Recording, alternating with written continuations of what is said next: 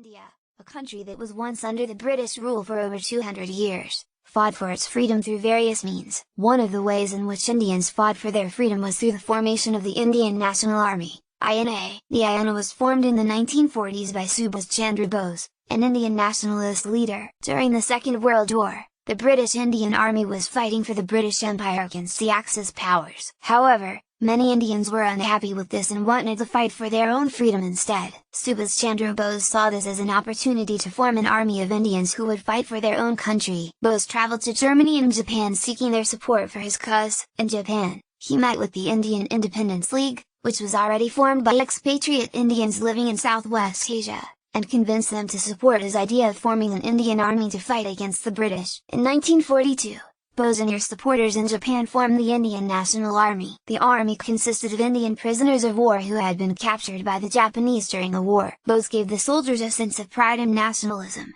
which motivated them to fight for their country. The INA was trained in the jungle warfare tactics of the Japanese army, and they fought alongside the Japanese in Burma and India. Their first major battle was in the northeast of India in 1944. However, the INA was ultimately unsuccessful in its mission to liberate India.